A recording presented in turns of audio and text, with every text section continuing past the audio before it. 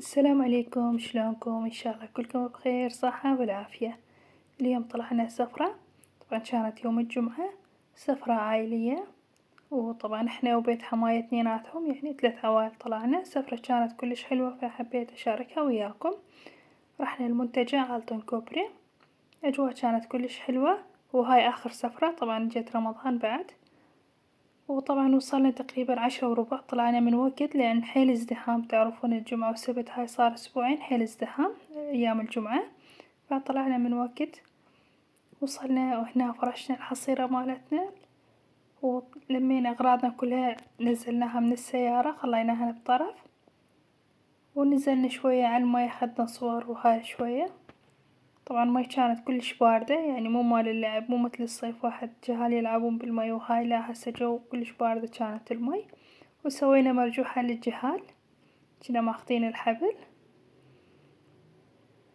شوية جهال تونسوا كانت كلش حلوة وكلش ازدحام. وهنا أبو حمود يحضر لنا الحطب أو الخشبات على مود نشوي بيها، وطبعًا شوية لعب طوبة وهاي، كانت أجواء كلش حلوة. وحمودي هم وياها يلعب، طبعًا تعرفونها أكثركم شفتوها فيديو اللي نشرت بيها من رحنا لكربلا ونجف. محمد واللي بصفها مصطفى بن حماية، اثنيناتهم تقريبا نفس العمر، بيناتهم شهرين 3 هيجي. وهنا شغلوا أغاني وهاي شباب شوية، أجواء كانت كلش حلوة. وطبعًا لقينا مكان شوية قريبة على المي، كانت حيل ازدحام، مع العلم إحنا رحنا يعني من وقت. وطبعًا ورا الغدا هاي الأطرافنا كلها صارت يعني ورا الآذان، ورا صلاة الجمعة كلها كانت العوائل، حتى الطريق الناس قعدوا بيها. هنا شغلنا الحطب، طبعًا أبو حمود تشتغل بالقنفات فجايب قطع من الإسفنج وقطع من الخشب شغلناهن، وأبو حمودي مشترية سنجات من الليل قبلها بيوم بالليل ماخذتهن مشتريتهن، غاسلينها ومخلينها الملح خشن وملح وليمون وليمندوزي، طبعًا كمية حسب الرغبة، الليمندوزي اللي يحب يضيف اللي ما يحب عادي، بس أكيد يعني ينطي حموضة كلش طيبة الليمندوزي والملح. هنا خليناهن بالسيبايات أو الشواية، ما أعرف شو تسمونها، إحنا نسميها الشواية مال سمك. وخليناهن بهاي الطريقة شوية بعيدة عن الجمر، خلينا بلوكات. طبعًا كنت ماخذة وياي تمن أحمر، وهنا خليت الشاي، خليت ترست القول المي وماخذة الشاي خليت بيها وخليتها بصفحة حتى يتحدر على كيفها. وأم حمود سوالنا الزلاطة، طبعًا جايبين برياني ودولمة، فسوولنا زلاطة ناعم على مود البرياني. وهاي الدولمة، طبعًا الدولمة كان طابخينها بس حميناها شوية. وهنا مخلية التمن الأحمر خليته شوية تحمى، وتقريبا السمجات استوت بس بعد ما مخلينهن تتبيلة أو الصلصة. هاي التمن أحمر، وهاي التتبيلة أو صلصة السمك طبعًا موجودة بالقناة قبل ناشرتها هواية، دبس الرمان وملح وفلفل أسود أو بابريكا وكاتشب، وياها بعد ليمندوزي وبهارات السمك الجاهز. طبعًا ايش تحبون تقدرون تضيفون، بس أنا خليت وياه شوية معجون هم، بس أبو حمودي قال بعد لا تخلي المعجون لأن المعجون بسرعة تحترق يصير أسود. أنا كل مرة بالبيت أسويها بالتنور.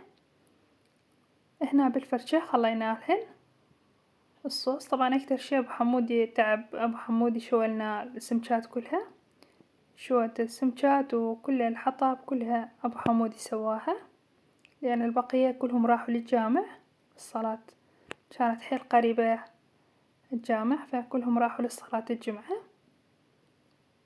وهنا البرياني هم شوية حميناها، وهاي الضولمة، وهاي التمن الأحمر، التمن الأحمر بيت حماية جايبينها لأن ما ياكلون المالح، احنا هم ماخذين تمن أحمر، احنا شوية نسويها مالح وحامض نسويها. احنا الزلاطة خليناها بالمواعين، وماخذة وياي المقبلات، طبعًا المقبلات هم موجودة بالقناة، معكرونة ولهانة بيضة ولهانة حمرا وبعد كانت باذنجانية وحمص بطحينة، كلها موجودة بالقناة باليوتيوب، قناتي مطبخ سارة البياتي باليوتيوب. هنا صبيناهن. طبعا مقبلات كلش طيبة، حتى دائما أنا بالبيت هم أسويها، يجي رمضان هم جربوها كلش طيبة. هنا صبينا البرياني، طبعا بيت حماية جايبينها عاشت ايدهم كلش طيبة، عاشت ايدهم طيبة كلش طيبة كانت البرياني. وهنا هم صبيت المقبلات، طبعا كنت ماخذة المواعين مال المقبلات كانت قليلة فخليت قسم للبلة. وصبينا التمن الأحمر، التمن الأحمر أنا هم كنت ماخذة وكانت بيت حماية هم كان جايبين. وسمكات هم طلعناهن من السقافية، هم خليناهن بصواني، طبعا كلش سهلة بس نقلبها يطلع.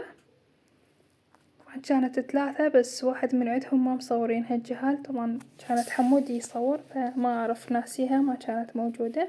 وهاي السيم طبعا مال الدجاج مو مال السمك، شوية ناعم فشوية لزقت بالسمكة. وهنا الضولمة، طبعا ضولمة كلش طيبة عاشت ايدهم، كانت جدرية حيل كبيرة وكانت تقيلة من قلبتها ومحمودي جايبتها. طبعا هي عربية بس تعلمت تركماني من عندنا فصارت تقول أنا تركمانية مو عربية. ضولمة لاجعة وحامضة كلش طيبة كانت عاشت ايدهم، وضولمة بالباجلة وجزر وياها. وهاي كانت غدانا، سهمنا وسهمكم العافية، والحمد لله على نعمة، وربي يديم النعمة علينا وعليكم. وطبعا ورا الغدا أكيد نسوي شاي على الفحم، وسوينا الشاي طبعا لازم السفرة وياها الشاي، شاي أبو الهيل. هنا صبيت الشاي خليت الشكر، طبعا قسم يشرب الحلو فخليت ملعقتين، وقسم يشرب شوية مرة يعني مو حلوة فوسط خليت ملعقة واحدة. وهنا صبينا الشاي، طبعا قوري كانت كبيرة حتى اللي بقى على الفحم خليتها عصرية سويناها ويا الكيك. تقريبا رجعنا 5 إلا ربع هيجي طلعنا من هناك، يعني سوينا عصرية هم هناك. وورا ما شربنا الشاي نزلنا شوية على الماي، جهال شوية لعبوا بالماي وصعدنا البلة. كانت النفر 2000 دينار، كانت كلش حلوة. والناس كلها اللي جاية كلها تقريبا ورا الغدا نزلت على الماي على مود ياخذون الصور وهاي.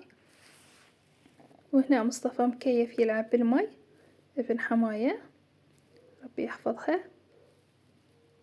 تلعب بالحصو بالماي فكانت مكيف. ورا ما صعدنا البلم رجعنا سوينا القهوة. هنا خليت 8 فنجان من الماي، فناجين الأصغر، وخليت 8 ملعقة من ملعقة الكوب من القهوة، طبعا قهوة تركية هاي النوعية ما أعرف محمد أفندي هيجي اسمها، قهوة تركية، وطبعا مو كلش مرة تقريبا وسط. وسويناها بالفحم. وهنا صارت القهوة صبيتها كلش طيبة القهوة حتى يصحصح، طالعين من الصبح شوية يعني دخنت بازدحام وهاي فضروري نسوي القهوة حتى شوية نصحصح. طبعا احنا جايبين الكيك والفواكه، أنا ما كنت شايلة بيت حماية شايلينها الكيك والفواكه والحب. قبل أسبوع هم طلعنا كان موجودة هم كنا ماخذين الكيك والفواكه، طبعا ما أكلناهن فهاي الأسبوع أنا ما شلت، قلت حرامات ليش ناخذها، بس هالمرة تأخرنا للعصر فسويناهن عصرية عاشت ايدهم، كانت الكيكة كلش طيبة. وهنا طلعنا تقريبا 5 إلا ربع طلعنا من هناك، كانت قلنا شوية يعني كانت ازدحام وهاي على مود السيطرات، بس كانت مو هالقد يعني مو مثل داك الأسبوع تقريبا ساعة ونص يلا وصلنا للبيت، حيل كانت ازدحام، بس هالمرة لا شوية كانت زينة. وهاي الفيديو اليوم إن شاء الله عجبكم، إذا عجبكم لا تنسون اللايك للفيديو والاشتراك بالقناة وتفعيل الجرس حتى يوصلكم كل فيديو أنشرها جديد، وانتظروني فيديو جديد إن شاء الله، ومع ألف سلامة.